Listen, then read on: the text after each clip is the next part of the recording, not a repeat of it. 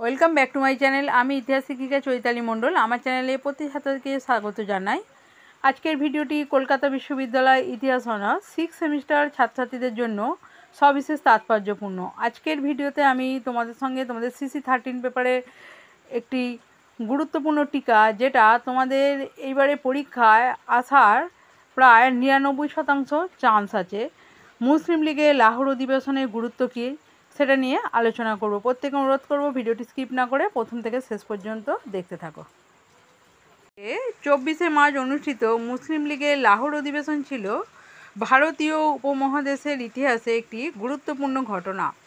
এটি ভারতে মুসলমানদের জন্য একটি পৃথক আবাসভূমির দাবিতে একটি গুরুত্বপূর্ণ মোড় চিহ্নিত করে এবং পাকিস্তান সৃষ্টিতে গুরুত্বপূর্ণ ভূমিকা পালন করে। এখানে লাহোর অধিবেশনের গুরুত্ব বিস্তারিতভাবে আলোচিত হলো। প্রথমত, পাকিস্তানের দাবি। লাহোর অধিবেশনটি ঐতিহাসিক লাহোর প্রস্তাব গ্রহণের জন্য সর্বাধিক পরিচিত, যা পাকিস্তান প্রস্তাব নামে পরিচিত।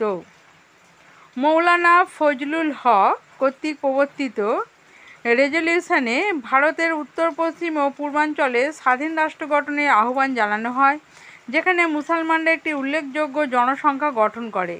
এটি মুসলিমদের স্বতন্ত্র পরিচয়, রাজনৈতিক অধিকার এবং স্বায়ত্তশাসিত মুসলিম সংখ্যাগরিষ্ঠ প্রদেশ প্রতিষ্ঠার প্রয়োজনীয়তার ওপর জোর দেয়। লীগের ঐক্য। লাহোর অধিবেশন অল ইন্ডিয়া মুসলিম লীগের অভ্যন্তরীণ বিভক্তির সম্মুখীন হওয়া বিভিন্ন দলকে একত্রিত করে। মোহাম্মদ আলী জিন্নাহ, লিয়াকাত আলী খাঁ এবং মৌলানা আবুল কালাম আজাদের মতো বিশিষ্ট নেতারা আলাদা মুসলিম আবাসভূমির দাবিতে ঐক্য গড়ে তুলতে এবং সমর্থনকে সুসংহত করতে গুরুত্বপূর্ণ ভূমিকা পালন করেছিলেন। তৃতীয়ত, জনপ্রিয় সমর্থন। লাহোর অধিবেশন ভারতের মুসলমানদের মধ্যে ব্যাপক সমর্থন উপভোগ করেছিল। রেজলিউশনটি হাজার হাজার মুসলিম লীগের প্রতিনিধিদের দ্বারা সমর্থিত হয়েছিল এবং রাজনৈতিক ও সামাজিক উভয় দিক থেকে মুসলিম সম্প্রদায়ের কাছ থেকে প্রচুর সমর্থন পেয়েছিল।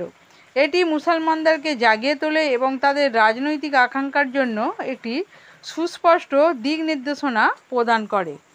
প্রতীক। লাহোর অধিবেশন ভারতীয় মুসলমানদের স্বতন্ত্র পরিচয় এবং তাদের রাজনৈতিক আকাঙ্ক্ষার ওপর জোর দেয়। এটি একটি অখণ্ড ভারতের কাঠামোর মধ্যে তাদের অধিকার এবং স্বার্থ রক্ষার বিষয়ে তাদের উদ্বেগগুলিকে তুলে ধরে এবং দ্বিজাতি তত্ত্বের ভিত্তি স্থাপন করে, যা হিন্দু ও মুসলমানদের আলাদা আলাদা ধর্মীয়, সাংস্কৃতিক এবং রাজনৈতিক পরিচয়ের সাথে আলাদা জাতি বলে উল্লেখ করেছিল। ঘটনাবলীর ওপরও প্রভাব।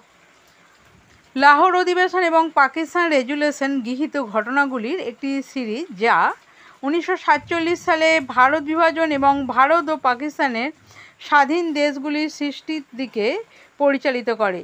পাকিস্তান যখন লাহোর অধিবেশনে উত্থাপিত দাবি পূরণ করে একটি পৃথক রাষ্ট্র হিসাবে আত্মপ্রকাশ করে, তখন রেজুলেশনের তাৎপর্য আরও জোরদার করা হয়। ষষ্ঠত, স্বাধীনতা আন্দোলনের জন্য তাৎপর্য। লাহোর অধিবেশন বৃহত্তর ভারতীয় স্বাধীনতা আন্দোলনে অবদান রাখে। মুসলিম লীগ একটি প্রধান রাজনৈতিক দল দৃঢ়ভাবে জাতীয়তাবাদী সংগ্রাম নিয়ে আসে।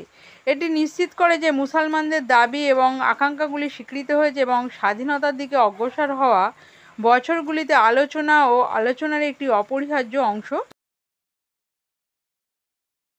মুসলিম লীগের লাহোর অধিবেশন একটি পৃথক মুসলিম আবাসভূমির অন্বেষণে একটি গুরুত্বপূর্ণ মাইল ফলক হিসেবে চিহ্নিত এবং ভারতীয় উপমহাদেশের রাজনৈতিক ভূখণ্ডের জন্য সুদূরপ্রসারী প্রভাব ফেলে, অবশেষে পাকিস্তান সৃষ্টির দিকে পরিচালিত করে।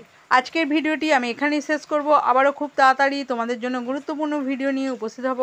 যারা চ্যানেলে নতুন তারা অবশ্যই যাতে এই ধরনের গুরুত্বপূর্ণ ভিডিও পেতে পারো তার জন্য চ্যানেলটা সাবস্ক্রাইব করে রাখো। প্রগতি বিদ্যা ভবনে অফলাইন ক্লাসের সঙ্গে সঙ্গে অনলাইন ক্লাস চালু হয়েছে। আগ্রহী ছাত্রছাত্রীরা 9732604338 এই নম্বরে যোগাযোগ করো। ধন্যবাদ।